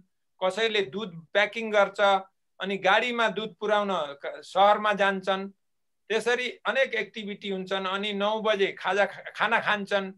खाना खाएपछि स्कुल लाग्छ 10 देखि 4 बजेसम्म। बिचमा खाजाको लागि 1 घण्टा छुट्टी हुन्छ। फेरि बेलुका 6:30 बजेतिर खाना खान्छन्। अनि त्यसपछि बेलुकामा फेरि ध्यान कीर्तन अथवा अन्य कार्यक्रमहरू हुन्छ। फेरि बेलुका 9 बजेपछि ठुल्ठुलाले आफ्ना होमवर्कहरू गर्ने। हामी एकदम बिजी हुन्छौँ। तर भए पनि हजुरहरू आउन सक्नुहुन्छ, भिजिट गर्न सक्नुहुन्छ, अथवा यसो मलाई भेट्नु छ भने यसो समय लिएर आउँदा बर्ता राम्रो हुन्छ। कहिलेकाहीँ म कता यताउता भएको हुन्छु, कहिले तराई जान्छु, कहिले कहाँ हुन्छु। त्यस्तो भएकोले अलिकति टाइम लिएर आउनुभयो भने बर्ता राम्रो हुन्छ। हामीले त्यहाँ बस्न मिल्छ कि मिल्दैन? बस्ने व्यवस्था छ। यहाँ हाम्रो गेस्ट हाउसहरू छ। हाम्रो नेपालीहरूको लागि पर डे को हिसाबले 1500 रुपियाँ छ एकजनालाई। त्यसमा खाना बस्ना अनि योगा आदि सबै एक्टिभिटीहरू आश्रमको उसमा हुन्छ। त्यही हो हाम्रो। एक दिनको 1500? हजुर, दिनको 1500। हजुर पर हेड, यो पर हेडको हिसाब हो। अब 2 जना हुनुहुन्छ भने 3000 भयो। त्यसरी त्यसको फेरि बेलुका अब ध्यानको दिन भए ध्यान हुन्छ, कुनै दिन कीर्तन हुन्छ, कीर्तनमा भाग लिन पाउनु भयो। अरु योगा गर्ने इच्छा छ भने यसो पहिल्यै भन्नुभयो भने कसैले योगा सिकाउँछ हजुरलाई। अरु अलिकति केही टाइम मैले दिन सक्छु म यहाँ भएको बेला हजुरहरूको जिज्ञासालाई गर्नको लागि। हजुर हस् धन्यवाद। नेत्र सरको पालो। नेत्र सर। हजुर रामबाबु सर नमस्कार है। हाम्रो भनौँ न रामचन्द्र दास स्वामीजीलाई मेरो अभिवादन छ। बहुत राम्रो कुरा गर्नु। मैले यसको बारेमा पहिला पनि एकचोटि पढे हो, मलाई भिजिट गर्ने मन थियो, असाध्यै राम्रो थियो लागिरहेको थियो कि यो हेर्दा हेर्दै। आज कहाँबाट यहाँ हाम्रो रामबाबु सरले जुराइदिनु भयो, बहुत खुसी लाग्यो। म एकचोटि चाहिँ भिजिट गर्ने प्रयास गर्नेछु। र यो जुन गर्नु भने सस्टेनेबिलिटीको हिसाबले चाहिँ यो स्वावलम्बन भन्छ नि, हजुर हिसाबले अत्यन्तै राम्रो देखियो यो चाहिँ सुरुवातदेखि अहिलेसम्मको। अब त्यसमा बाधा विघ्न चुनौतीहरू त कति आयो अब लेखाजोखा छैन होला होइन। र यहाँलाई म धेरै धन्यवाद पनि दिन्छु। एकजना व्यक्तिको सोच र जाँगरले उत्साहले यत्रो गर्नु भनेको चाहिँ यो भनौँ न धेरै सराहनीय काम हो, एउटा मानवले गर्ने काम मध्येको हो। यसमा हाम्रो आफ्नै उसबाट हामी भनौँ न यो स्वावलम्बी छौँ कि यो पण्डिचेरी अथवा कहीँ यो अरविन्द आश्रमहरूको पनि केही भनौँ न हामीसँग समन्वय अथवा आर्थिक सहयोगहरू त्यस्तो हुँदैन। यहाँ के छ भने श्री अरविन्द आश्रमले कसैलाई पनि दिँदैन, मलाई मात्रै होइन। श्री अरविन्द आश्रमका धेरै शाखाहरू छन्। उडिसामा त 300-400 शाखाहरू छन्, हजारौं होलान्। तर श्री अरविन्द आश्रमको इभन 2015 मा जब भूकम्प आयो, मैले आश्रमलाई निवेदन पनि दिएँ कि त्यो बेला हाम्रो यहाँ अलिकति ड्यामेजहरू धेरै भएको थियो र हामीलाई गाह्रो भएको थियो र अलिकति हेल्प हुन्छ भनेर मैले ट्रस्टी पण्डिचेरी आश्रमको ट्रस्टीसित कुरा गर्दा पनि उहाँले हामी बाध्य छौँ, हामीसित साधन भए पनि हामी दिँदैनौँ, किनभने एउटालाई दिएपछि अर्को पनि आउँछ, त्यही भएर त्यताबाट आउँदैन। हामीले प्राय जब नर्मल स्थितिमा हामीले 30 देखि 35 लाखसम्म महिनाको कमाउँछौँ यहाँ नर्मल। अहिले फेरि त्यो छैन, किनभने कोरोनाकै कारणले टुरिज्म बन्द छ। कोरोनाकै कारणले हामीले 12 देखि 13 लाख मात्रै छ अहिले 1 वर्षदेखि। हाम्रो पुरानो अलिअलि भएको पैसा पनि भ्याइँदैछ। अहिले हामीलाई बरु अहिले अप्ठ्यारो महसुस भएको छ है। र कोही चिनेका साथीहरू र कोही यहाँबाट गएका कोही केटाकेटी युएसमा छन्, यताउता छन्, उनीहरूलाई नि हामीले भनिसकेका छौँ कि अहिले आश्रमलाई अलि अप्ठ्यारो छ, सेवा गर्न चाहनेले गरौ। कसैले दाल किनिदिन्छ, दाल किनिदियो, अथवा तेल किन्नेले तेल किनिदियो। हामीलाई क्यास चाहिएन, क्यास दिन्छौ भने ठिकै छ, नत्र सामान दियो, सामान युज हुन्छ। किनभने कोही ठाउँ मान्छेहरूको निम्न विचार हुन्छ, खालि संग्रह गर्ने विचार हुन्छ। हाम्रो त्यो चिन्तन होइन। हामीलाई त जे आवश्यकता छ, कसैले लुगा दे ठिक छ, स्वेटर दे ठिक छ, तन्नाहरू दे पनि काम लाग्यो, जे दे पनि काम लाग्यो, त्यस्तो छ। अरू हाम्रो डोनेसनको रूपमा हेर्ने हो भने 10 देखि 15% मात्रै डोनेसन आउँछ। त्यो पनि चिने जानेका व्यक्तिहरूबाट, धेरै जसो जो मेरो प्रभावमा छन्। र अलिकति त्यो धेरै इन्कम हुने कारण जो राम्रो नर्मल हुँदाखेरि के हुन्छ भने म फ्रान्सतिर जान्छु, मलाई फ्रेन्च भाषा पनि आउँछ र म त्यहाँ रिट्रिटहरू गर्छु, 7 दिने रिट्रिट। त्यो रिट्रिटहरूमा त्यो ध्यान सिकाउँछु, योगा सिकाउँछु उनीहरूलाई, विदेशीहरूलाई। र त्यो रिट्रिटमा मलाई पर हेड एकजना बापत 7 दिनमा 500 युरो आउँछ। कसैमा अब 20 जना हुन्छन्, कसैमा 30 जना हुन्छन्, कसैमा 25 हुन्छन्। त्यस्तो 7 दिने प्रोग्रामहरूमा म त्यस्तो जब गएँ भने 2 महिनाको लागि जान्छु र त्यहाँ गएँ भने 6-7 प्रोग्राम हुन्छन्। त्यो कुनै बेला राम्रो भयो भने 1 करोडसम्म पनि इन्कम हुन्छ है, राम्रो हुँदाखेरि। कुनै बेला 1.5 करोडसम्म पनि। त्यति मात्रै होइन, त्यो भएपछि फेरि उनीहरूलाई यहाँको बारेमा भनेपछि बडा खुसी लाग्छ उनीहरू यहाँ आउँछन्, भिजिट गर्छन्, हाम्रै बच्चाहरूले ट्रेकिङ लान्छन्, यही हाम्रो अर्ग्यानिक उ छ, सोरुम छ, यहाँका सामान किन्छन्, बेसारदेखि लिएर आयुर्वेदिक औषधिदेखि लिएर सबै यो किन्छन्। तो यसले हाम्रो के हुन्छ भने इन्कम राम्रो बढिराखेको हुन्छ। तर अहिलेको स्थितिमा त्यो छैन। भए पनि हमेसा अन्धकार त रहँदैन नि, अन्धकार पछि सूर्योदय त भइहाल्छ नि, त्यो चिन्ता छैन, भगवान हुनुहुन्छ साथमा। धन्यवाद छ। अब कुनै बेला भेटघाट भयो भने बसेर राम्रैसँग बातचित गरौँला। हवस्। उषा म्याडमको पनि पालो छ, उद्धव सरको पनि प्रश्न छ यता। ल पहिला उद्धव सरको प्रश्न पढिहाल्नु सर, यता छ, म एकछिन भन्छु। स्वामीजीको प्रस्तुतिको लागि धन्यवाद। स्वामीजीले स्वअध्ययन गरेर ज्ञान प्राप्त गर्नुभएको हो या औपचारिक शिक्षा लिनुभएको भनेर उद्धव खनाल सरले लेख्नु भएको छ प्रश्न।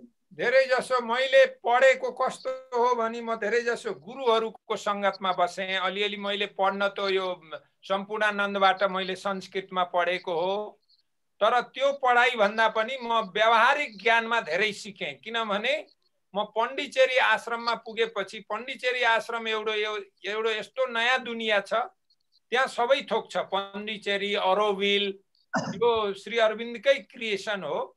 र त्यहाँ एकदम मान्छेहरू एउटा सिक्नको लागि यति आतुर हुन्छ कि भित्रैदेखि एउटा यस्तो हुन्छ कि कर्मयोग नै ठुलो हो भन्ने आफूलाई लागिसकेपछि हामीले भित्रैदेखि त्यो चिजलाई सिक्छौँ। जब साधनामा त्यो लाइनमा गएपछि आफै प्रस्फुटित हुँदै आउँछ नलेज। र श्री अरविन्दको के छ भने खास एउटा ज्ञानको कुरा हजुरले बुझ्नुपर्ने, त्यो जे नलेज, जे ज्ञान पनि आफ्नो भित्रबाट आउँछ, बाहिरबाट आउँदैन।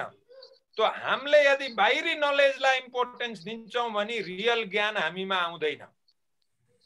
रियल ज्ञान आर्जन गर्नको लागि, रियल शक्ति हामीले आर्जन गर्नको लागि हामीले आफ्नो अन्तर्मुखी भएर आफ्नो भित्री ज्ञानलाई महत्त्व दिनुपर्छ। त्यही भएर श्री अरविन्दले कहीं के भन्नुहुन्छ भने the first principle of education is to know thyself and your surrounding the nature। अर्थात शिक्षाको सबभन्दा प्रथम सिद्धान्त के हो भने पहिला आफूलाई चिन र आफ्नो वरिपरिको प्रकृतिलाई चिन। मिनी हावा, वायु, यो सबै पहिला हामीलाई त्यसको ज्ञान हुनु पर्यो, अरु ज्ञान त पछिको कुरा हो। त्यही भएर मैले त्यस्तो ज्ञानमा बढ्ता ध्यान दिएँ। तर पढ्नलाई मैले अब एलियन्स फ्रान्सेजमा मैले फ्रेन्चमा पनि सुपर डिप्लोमा गरेको, इङ्ग्लिसमा पनि मैले अध्ययनै गरे हो, बङ्गाली पनि मैले पढ्या हो, बङ्गाली पनि बोल्छु, गुजरातीहरू अनि तमिल आदि त अलि हल्का बिर्सेँ, किनभने अनभ्यासै विषम विद्या, अभ्यास नभएपछि त्यस्तै हुन्छ। यसरी 10-12 भाषा बोल्छु र मैले विशेष अध्ययन गरेको भन्ने संस्कृत अध्ययनै गरेको बुक्सहरू, बङ्गाली, हिन्दी, बरु नेपालीमा मैले धेरै अध्ययन गर्न पाइनँ किनभने मेरो युवा अवस्था सबै इन्डियामै बित्या हुनाले। त्यही हो।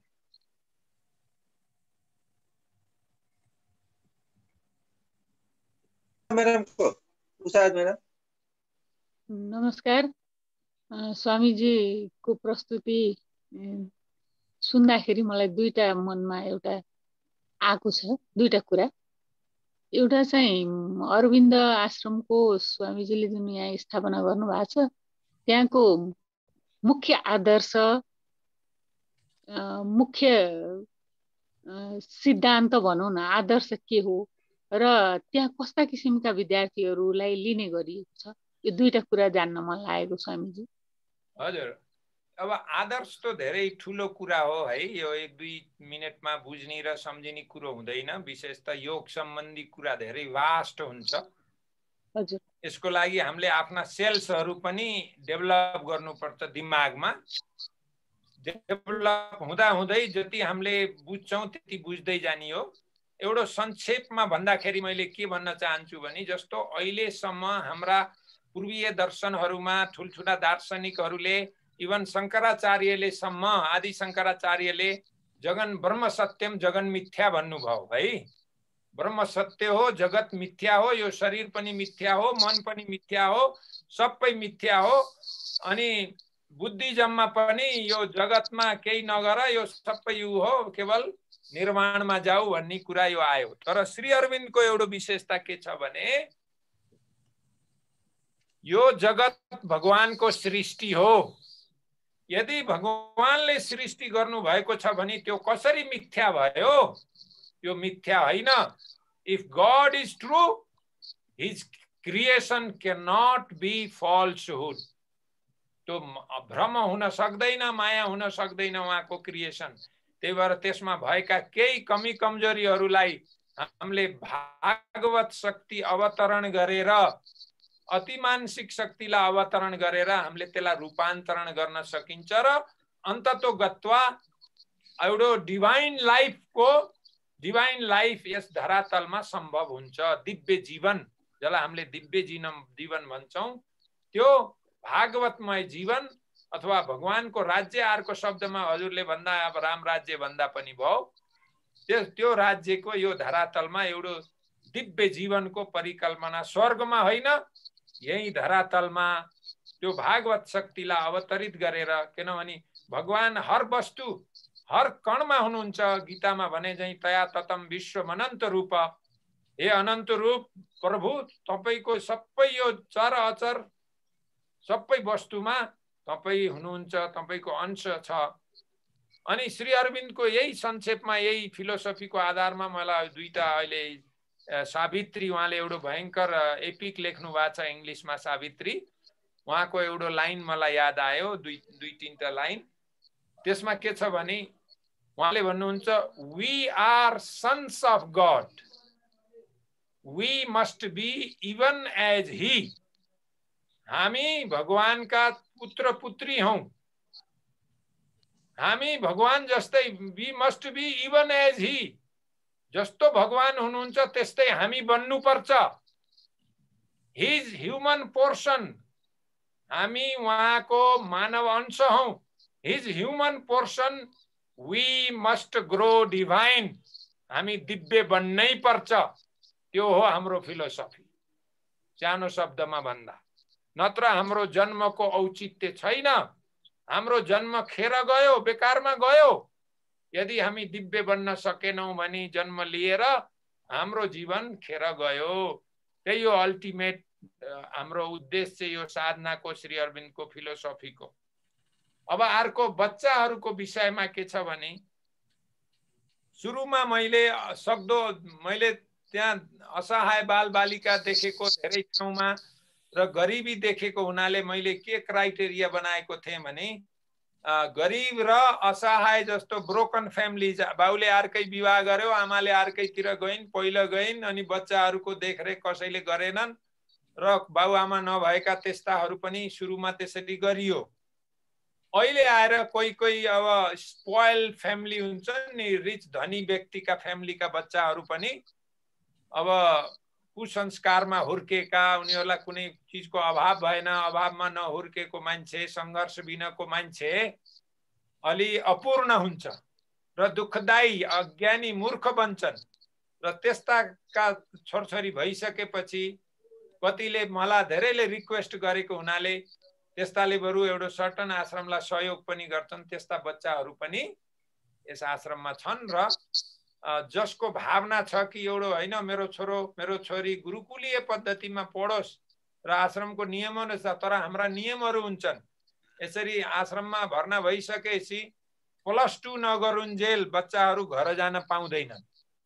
आश्रममै गुरुकुलकै उसमा बस्नुपर्छ र 12 पास गरिसकेपछि 1 वर्ष उनीहरूले अनिवार्य सेवा गर्नुपर्छ आश्रममा।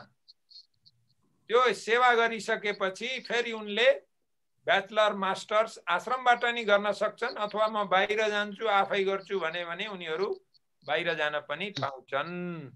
त्यस्तो नियम छ। त्यस्ता अरू सर्टन नियमहरू छन्। अब त्यो बुझ्नलाई त हजुरहरू यही आउनुपर्छ। ल भन्नुहोस् अरू के छ? विष्णु सर धन्यवाद। पहिला त उहाँलाई प्रणाम। उहाँको मैले त्यहाँ च्याट बक्समा पनि लेखेँ, सरल भाषा र मधुर ध्वनिमा धेरै जानकारी दिनुभएको र आफूले गरेको सङ्घर्षको विषयमा धेरै कुरा व्यक्त गरेको हामीले जान्न बुझ्न पायौँ र यसले उहाँको अरविन्द ज्यूको भनौँ मैले त राम्रोसँग भनौँ पनि सकिनँ यहाँनिर जुन फिलोसफीको विषयमा भन्नुभयो त्यो धेरै सारगर्भित छ त्यो जान्नै पर्ने कुरा हो भनेर हाम्रो पूर्वीय दर्शनमा पनि भनिएकै छ। अब यसबाट चाहिँ सामान्यतया म के भन्न चाहन्छु भने धेरै जानकारी पायौँ र उहाँको आश्रममा एकचोटि भेट्दाखेरि मनमा प्रफुल्लता र केही ज्ञानवर्धक होला भन्ने लाग्यो। यसमा हामीले चौधो केही छ भने गर्दा राम्रो हुन्छ भन्ने सोचेँ मैले। म पनि एकचोटि सम्पर्क गरेर जाने प्रयास गर्छु। अरू सोध्नु त खासै केही गरेन। धन्यवाद, नमस्कार। हस् हस्, हजुर एकदम मोस्ट वेलकम हुन्छ, आउनुहोस्। एकजनाले यहाँ के प्रश्न राख्नु रहेछ, how is your success plan after you. अब यो प्रश्नको म तपाईलाई एउटा उत्तर दिउँ। म भगवानमा विश्वास गर्छु, अरू चिजमा होइन। यो जसले एउटा प्रश्न गर्नु भएको छ नि उहाँको के रामेश्वर खनाल सर, रामेश्वरजी हुनुहुन्छ। एकदम राम्रो प्रश्न छ। तो त्यसको उत्तर, म एउटा आध्यात्मवादी मान्छे, म फुल जगत जननी मामा विश्वास गर्छु। त्यो जुन शक्तिले मलाई यो काम गरायो म त्यही शक्तिलाई मेरो सक्सेसरको रूपमा मान्छु। को आउँछ त्यो मलाई अहिले पनि थाहा छैन है, तर अझै म 20-25 वर्ष त सङ्घर्ष गरेर अझै काम गर्छु भन्ने मेरो अझै उ छ। तर भगवानको इच्छा, त्यो पनि फेरि अट्याचमेन्ट होइन, आसक्ति होइन, भगवानको इच्छामा निर्भर है। सबै कुरा भगवानको इच्छामा निर्भर। त्यही भएर म एउटा भागवत शक्तिमा आधारित भएकोले म भविष्यको चिन्ता गर्दिन। हाम्रो योगले पनि त्यही भन्छ, कर्मण्येवाधिकारस्ते मा फलेषु कदाचन। मेरो उद्देश्य हो, मेरो कर्तव्यम कर्म हो, मैले आफ्नो जीवनकालमा राम्रो गर्ने। अरू सारा जगत त भगवानको हो नि। हामी को हुन्छौँ जो पहिलेदेखि सोच्ने। त्यही भएर कोही न कोही आउँछ, व्यर्थ जाँदैन। त्यही हो, को आउँछ अझै निश्चित छैन। अहिलेसम्म यहाँ उत्पन्न भएका बच्चाहरू कमसे कम 600-700 जना त बाहिर गइसके। अब यसमध्येमा कोही पुनः फर्केर पनि आउँदैछन् यही लाइफ राम्रो रहेछ भनेर। त्यही भएर अब अझै 15-20 वर्ष मेरो कालमा निखारेर कति आउँछन्, कति अहिले आएर यहाँ पढाइराखेका छन्, यही प्रिन्सिपल भएर बसिया छन्। अब को हुन्छ, अथवा एउटै व्यक्तिले सञ्चालन गर्न नसके पनि एउटा बोर्ड जस्तो बनाएको छु मैले। त्यही बोर्डमा सर्टन व्यक्तिलाई एउटा विभाग दिने, एउटालाई एउटा विभाग दिने, त्यसरी वर्गीकरण गर्न पनि मिल्छ एउटैले ह्यान्डल गर्न नसके। तर मलाई यो पनि विश्वास छ कि म भन्दा श्रेष्ठ व्यक्ति पनि आउने छ भन्ने त्यो दृढ विश्वास छ, जो यो सबैलाई सञ्चालन गर्ने छ। हस्, ल भन्नुहोस्। यहाँ एउटा प्रश्न छ गुरु स्वामीजी, पहिले कल्याण पन्तज्यूको पहिले आफूलाई चिन्नु अनि प्रकृतिलाई चिन्नु भन्नुको अर्थ के होला भन्नुभएको छ। आफूलाई चिन्नु भनेको जो हाम्रो वेद उपनिषदले भन्छ नि, अहम ब्रह्मास्मि तत्त्वमसि। जो तत्त्व त्यो हो, त्यो तिमी हो। शिवोहम, जो यस्ता हाई आदर्शहरू छन् नि, उच्च छ नि, त्यो त शब्दमा मात्रै भएर भएन नि। आफूले फिल गर्नु पर्यो नि, अहम शिवोहम, शिवोहम, म ब्रह्म हुँ भन्ने फिल गर्नु पर्यो नि। त्यो भन्नाले खाली भनेर भएन नि, शब्दले हाम्रो व्यवहारमा त्यो उतर्नु पर्यो। हामीले आफ्नो भित्री रूपमा ब्रह्म के हो त्यो जान्नु पर्यो। त्यो पहिला जान्नलाई के पर्यो, ब्रह्मलाई जान्नलाई पहिलो कुरा के भयो भने, हामीलाई पहिलो कुरा के चाहियो भने आत्म साक्षात्कार। आफ्नै सोललाई, आफ्नै आत्माको गवेषणा। त्यो आत्मा त छ हाम्रो भित्र, तर हामी बहिर्मुख छौं। जहिले पनि बहिर्मुख, पैसाको लागि, घरको लागि, दौलतको लागि, हर चिजको लागि हामी के छौं, बहिर्मुख छौं, एक्स्ट्रोभर्टेड। अब हामी इन्ट्रोभर्टेड हुनु पर्यो। आफ्नो भित्री जगतमा छिर्न सक्ने बन्नु पर्यो। आफ्नो भित्री जगतमा छिरेपछि त्यो आफूलाई चिन्न सकिन्छ बाई मेडिटेसन, बाई कर्म योगा।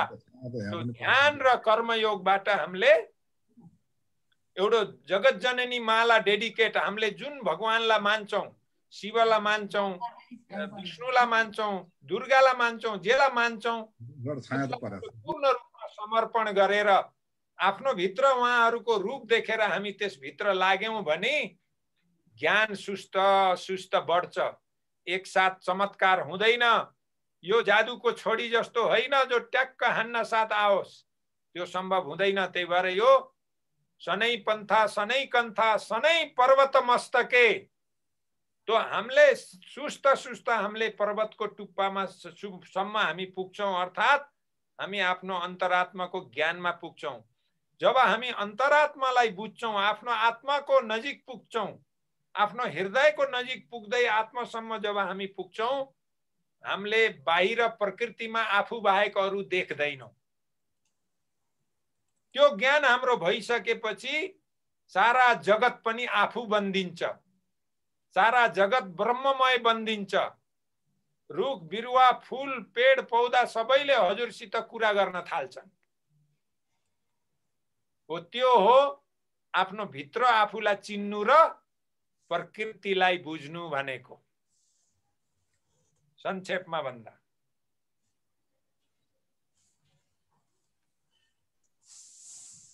हजुर अब सर रामाबी सर अनम्युट गरेर बोल्नु होला। अरु मित्रहरुको केही प्रश्न छ कि?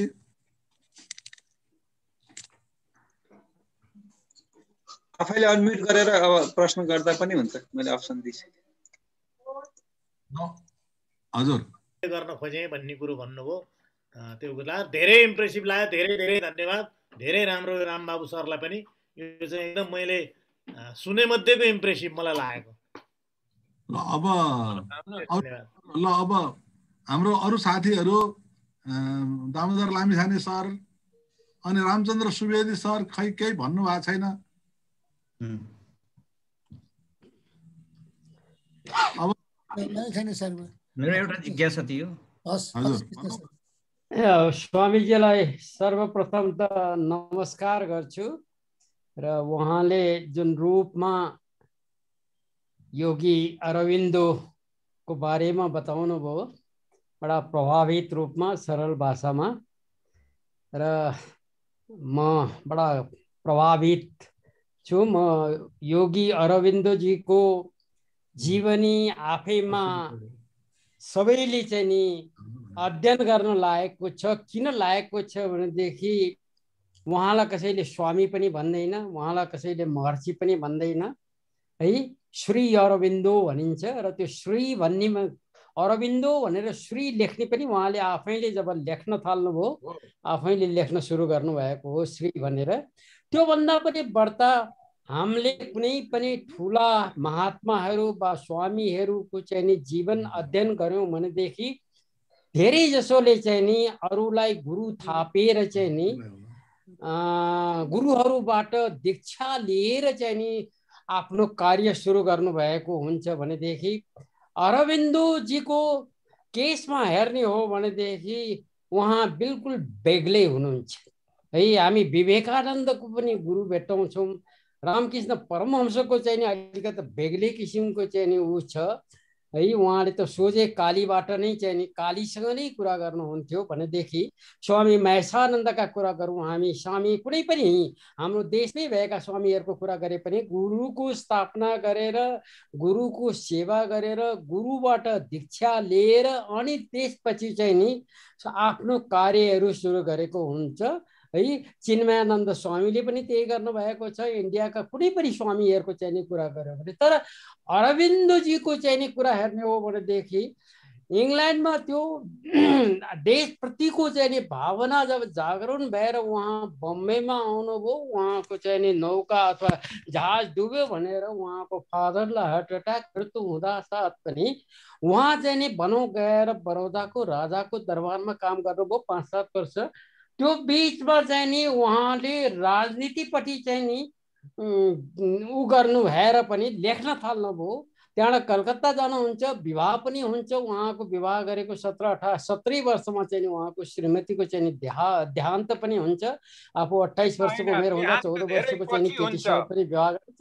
तर सबभन्दा ठुलो कुरा त के भनेदेखि उहाँको जीवनमा उहाँलाई सारा चाहिँ ज्ञान कहाँबाट निस्क्यो भनेदेखि चाहिँ आफैबाट प्राप्त गर्नुभयो। सबभन्दा ठुलो कुरा है।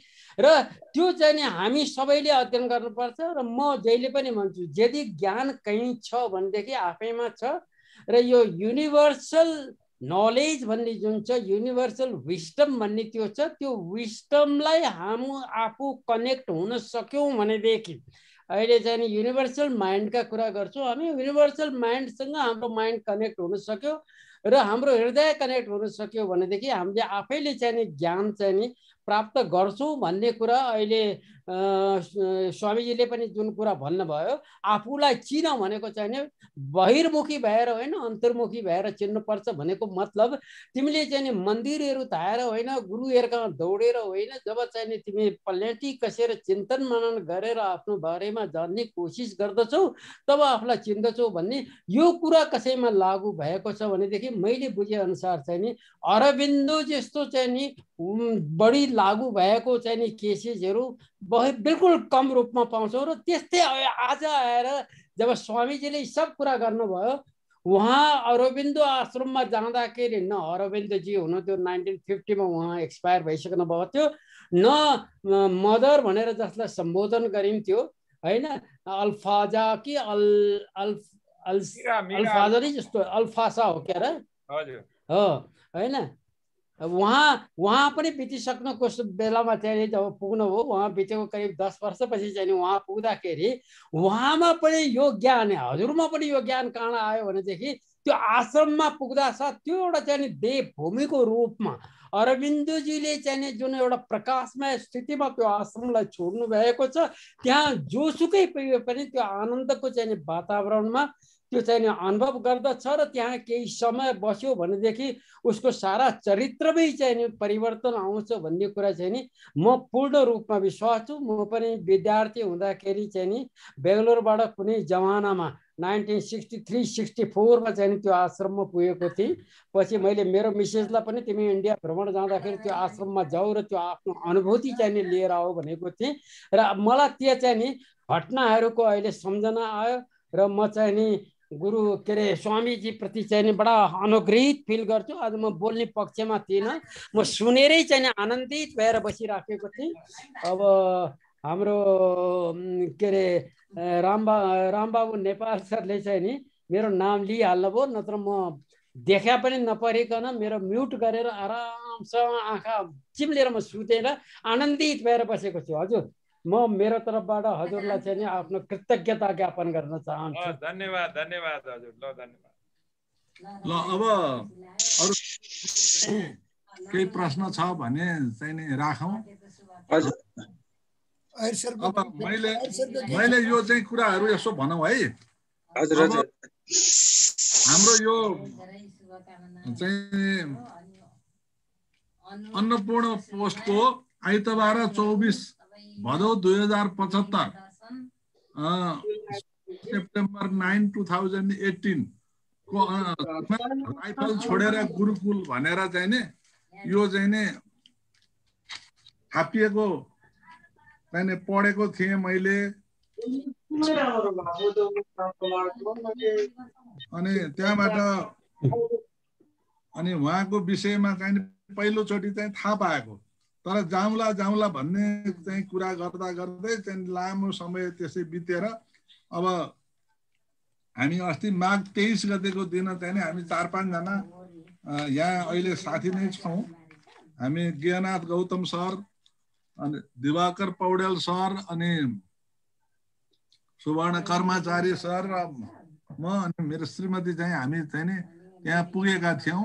अब त्यहाँ स्वामीज्यूसँग उभो र उहाँले 2050 देखि 27 वर्षको बिचमा चाहिँ नि जुन त्यो आश्रम चाहिँ नि स्थापना गरेर त्यसलाई विकास गर्नुभयो, त्यो हामीलाई चाहिँ असाध्य चाहिँ प्रेरणा र कसरी सक्नुभयो होला जस्तो लाग्यो। अहिले अब काठमाडौँमा थानकोटमा 24 रोपनी चाहिँ जमिनमा यसको फैलिएको छ अब त्यसपछि 4-5 रोपनी चाहिँ नि उहाँहरूले लिजमा लिएर तरकारी खेती चाहिँ गर्नु भएको छ।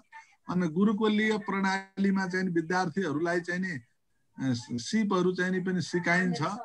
अनि आश्रमको चाहिँ नि लाई चाहिँ दिगोपन आर्थिक रूपमा सबल बनाउनलाई चाहिँ नि त्यहाँ चाहिँ कामहरू तरकारी दुध उत्पादन 45 वटा गाई भन्नुभयो दुध बेच्ने चाहिँ नि 300 लिटर चाहिँ दैनिकमा 200 लिटर चाहिँ नि दुध बेच्ने अनि 100 लिटर आश्रमको लागि चाहिँ प्रयोग हुने। त्यसपछि चाहिँ पस्मिना बुन्ने सिलाइ बुनाई अनि त्यहाँ चाहिँ नि धान पिसानी कुटानी पिसानीको मिल पनि छ। त्यहाँबाट अलिकति चाहिँ नि त्यो वेल्डिङको काम गर्ने चाहिँ उ पनि छ। एकदम राम्रो चाहिँ सबै चाहिँ किसिमका चाहिँ सिपहरू विद्यार्थीले पाउने र पालैसँग चाहिँ नि यो सबै सिपहरू उनीहरूले सिक्ने र त्यहाँ चाहिँ भौतिक चाहिँ नि निर्माण पनि लोभलाग्दो छ। त्यसपछि उहाँको नवलपरासी कोलुवामा पूर्वी नवलपरासी अब अहिले पछि 77 जिल्ला मध्येको चाहिँ नि एउटा नवलपरासी छुटिएर पूर्वी चाहिँ नि सुस्ता बर्दघाट पूर्व भन्ने गरेको छ सरकारले चाहिँ औपचारिक रूपमा। त्यहाँ पनि चाहिँ नि आश्रम चलेको छ। अनि गुल्मीमा पनि र 250 भन्दा बढी विद्यार्थीहरूले चाहिँ त्यहाँ पढ्ने अवसरहरू पाएका छन्। यो 50 सालमा चाहिँ नि उहाँ आउनु भएर अहिले 77 साल 27 वर्षको बिचमा चाहिँ नि निरन्तर चाहिँ नि यसमा लागेर यो चाहिँ नि अवस्थामा पुर्याउनु भएको चाहिँ हामीलाई धेरै चाहिँ नि प्रेरणास्पद लाग्यो। र अब अरविन्दको विषयमा त चाहिँ नि सुनेको हो तर थाहा थिएन। म धेरै वर्ष पहिलेका कुरा गर्छु। हामी महालेखा परीक्षक नरकान्त अधिकारी हुनुहुन्थ्यो। उहाँले एक दिन चाहिँ नि एसेज अन गीता भन्ने किताब अरविन्दको किनेर ल्याउनुस् भनेर भन्नुभयो मलाई। अनि मैले गएर रत्न पुस्तक भण्डारबाट चाहिँ नि त्यो किताब चाहिँ नि किने। अनि उहाँले चाहिँ नि पनि किन्नु भएछ। फेरि मलाई ल्याउनु पठाउनु भयो। पछि फेरि म यता कोटेश्वरतिर बस्ने आफू लैनचौर बस्ने यसलाई अनुकूल मिल्दैन कि भनेर फेरि उहाँ आफै जानुभएछ।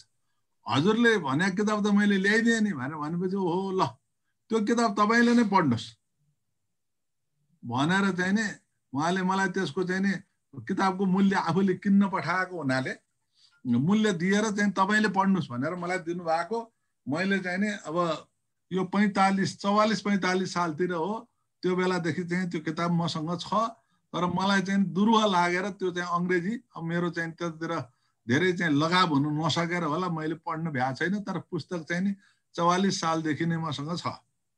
अब तर अस्ति गएपछि हामीलाई चाहिँ नि अब साथीहरू पनि सहमत हुनु होला। हामी जो सँगै गयौँ यो अवधिमा चाहिँ नि त्यो आश्रमको जुन प्रगति विस्तार छ त्यो धेरै चाहिँ नि उत्साहजनक छ। र विद्यार्थीहरूलाई चाहिँ जुन दृष्टिकोणबाट जुन बाट गुरुकुलीय पद्धतिमा चाहिँ त्यहाँ सिपहरू सिकाउने सक्षम बनाउने चाहिँ काम भएको छ त्यो पनि प्रशंसनीय छ। त्यही भएर हामीले चाहिँ नि मैले गुरुजीको चाहिँ नि स्वामीजीको चाहिँ नि यो अरविन्दको विषयमा चाहिँ नि गरौँ भनेर उहाँलाई विनम्र अनुरोध गरेको। उहाँले स्वीकार गरिदिनु भयो। त्यसको लागि चाहिँ उहाँप्रति पुनः आभार व्यक्त गर्दछु। र अब यहाँ आज चाहिँ अरू साथीहरूको केही छ भने एकदम राम्रो छ। एउटा साधारण जिज्ञासा सर। सरले स्वामीजीले दास लेख्नु भएको छ आफ्नो पछाडि त्यसको के हो? चन्द्रमणि भुषाल हो उहाँको चाहिँ नि उहाँको नाम चाहिँ चन्द्रमणि भुषाल। त्यही त रामचन्द्र दास लेख्नुभयो नाम फरक त्यसको के अर्थ छ कि भनेर? होइन म भन्छु हजुरलाई। म इन्डियामा म वैष्णव हुँदाखेरि जब म साधु भएँ मेरो गुरुले त्यो जहिले पनि मेरो चन्द्रलाल चन्द्रमणि भुषाल नाम थियो र उहाँले चन्द्र शब्द लाग्यो माथि राम जोडिदिनु भयो। रामचन्द्र दास बनाइदिनु भयो। वैष्णवहरूमा सबैको नाम दासबाट आउँछ। दास भनेको सेवक। सेवक भगवानको सेवक रामचन्द्रको सेवक। प्रत्येक नाममा त्यो विशेषतः वैष्णवहरूमा या शरण म रामानन्दी वैष्णवमा भएकोले रामानन्द सम्प्रदायकोमा प्राय सबैमा दासै जोडिन्छ।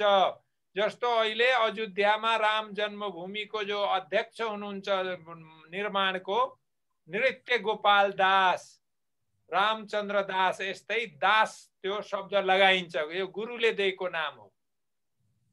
ल अब यो कुरा पनि स्पष्ट भयो। उहाँको चाहिँ नि जन्मको नाम चाहिँ नि चन्द्रमणि भुषाल हो है।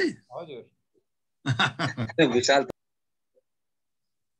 ल गुल्मी बाँझकोट पुरकोट चाहिँ नि गाउँ बाँझकटेरी अहिले मदाने गाउँपालिका भन्छ अहिले। उहाँहरू 5 भाइ हुनुहुन्छ, 4 जना कति दिदी बहिनी हैन? 3 दिदी बहिनी हो, म सबभन्दा जेठो, 3 बहिनी 4 भाइ म भन्दा मुनि, हामी 5 भाइ 8 जनाको परिवार भनौं। तर अहिले सबै यताउता छन्। 2 बहिनीले यहाँ आश्रममा हेल्प गरे हन्। अरु भाइहरू कोही विदेशतिर पनि छन्, कोही यता तराईतिर आफू अलगै बसे हन्। कति भाइलाई के लाग्छ भने यो दुनियाँको सेवा गरेर दाइले के पाउनुहुन्छ र भन्ने हुन्छ। उनीहरूलाई ज्ञान छैन, उनीहरू मेरो जीवन बिताएका भए त्यो बुझ्दै होला। उनीहरूलाई संसारै पैसै भए ठुलो हुनु हो, आफ्नो सम्पत्ति जोडे महान बन्ने हो, त्यही चिन्तन छ। अब तिनीहरूलाई सम्झाएर सकिन्न। त्यो यस्तो हो, त्यसमा त अब सबैको आफ्नो आफ्नो बुझाइ हो हैन? एक्ज्याक्टली। अब हजुरको भाइ मात्र हैन, यहाँ संसारमा धेरै 7 अरब जनसङ्ख्यामा त्यही मा फलो गर्नेको संख्या बहुमत छ नि त। एकदम हजुरको भाइ मात्र अपवाद हैन, यो त संसारमा त्यही छ। अब साथीहरुको केही छ अरु? ल अब केही चाहिँ प्रश्नहरू चाहिँ नि बाँकी रहेनन् जस्तो लाग्छ। ल अब सर सुवर्णजी, अब हामीले यो कार्यक्रमलाई विसर्जन गर्न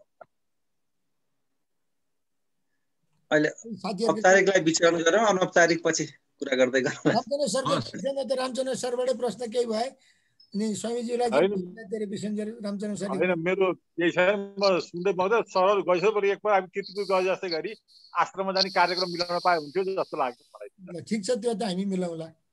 मलाई पनि लागिरहेको छ एकचोटि हामीले चाहिँ नि अस्ति कीर्तिपुर गए जस्तै गरेर एउटा चाहिँ एक दिनको कार्यक्रम चाहिँ नि हामी त्यहाँ राख्न सक्छौँ होला। ल हुन्छ, त्यसलाई साथीहरूले चाहिँ नि इच्छा व्यक्त गरेर चाहिँ नि नाम चाहिँ नि मेसेन्जरमा हालिदिनु भयो भने अनि स्वामीजीसँग चाहिँ म कोअर्डिनेसन गरेर अनि प्रोग्राम बनाउला। केही छैन त्यो त। यसो सर, हजुरले एनाउन्स गर्ने जतिजना भए पनि गइहाल्छौँ भन्ने कुरो हो क्या। हजुरले एनाउन्स गरेर यति गते यतिखेर जाने भन्ने, त्यसपछि मात्रै नाम ड्रप गर्दा राम्रो होला। आजको यस 173औं श्रृङ्खलामा हाम्रो गुप्त सर केही चाहिँ नि उ भयो भने अब उ गरौँ है त? हस्। अब भित्र यस्तै हालेर उसिस्ने अरविन्दको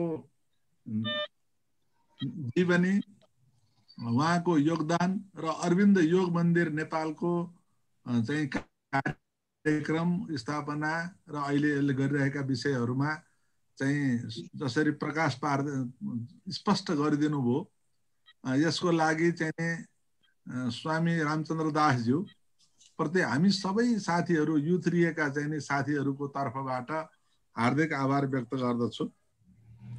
अब साथीहरूको रुचिलाई चाहिँ विचार गरेर एक दिन चाहिँ अब हामी आश्रम अब चाहिँ नि स्वामीज्यूको समय मिलाएर अनि हामीहरू चाहिँ आश्रम पनि चाहिँ जाउँला कि। अब यो उपयोगी रह्यो। अब प्रश्नहरूको समाधान पनि आयो र चाहिँ उहाँले आफैले धेरै कुरा स्पष्ट गरिदिनु भयो। हामी त अस्ति पुगेकै थियौँ, बडा चाहिँ नि खुसी लागेको थियो। र यो भनेर अब स्वामीज्यूको चाहिँ नि यसो अन्तिम चाहिँ सुनेर हामी आज चाहिँ बिदा हौँ र स्वामीज्यूलाई पुनः एकपटक सबैको तर्फबाट आभार व्यक्त गर्छु। हस् त, धन्यवाद। श्री अरविन्दको एउटा लाइन के छ भने all life is life divine, all life is yoga। हाम्रो जीवनको पूर्णता तब मात्रै सम्भव छ जब हामी यो चीजलाई बुझेर आफ्नो जीवनमा उतार्न यदि सक्यौं भने। all life is yoga, all life is life divine। अर्थात् हाम्रो यही धरातलमा दिव्य जीवन, हाम्रो जीवन दिव्य बन्न सक्छ। अनि यही जीवनमा हाम्रो जीवन योगमय बन्न, योग भनेको योगासनको कुरा होइन फेरि यहाँ, यो अल लाइफ इज योगा भनेको भगवानको साधनामा, उच्चतर चिन्तनमा त्यस्तो जीवन बन्न सक्छ। ल त्यही हो। हस् त नमस्कार, धन्यवाद सबैलाई, सुनिदिनु भयो। सबैलाई एकदम यहाँ आउनलाई स्वागत छ। नमस्कार। नमस्कार। औपचारिक सक्यो। कृष्णबहादुर अयर सर अस्वस्थ हुनुहुन्छ, उहाँ आउनु भएको रहेछ। अयर सर बोल्नु मिल्छ?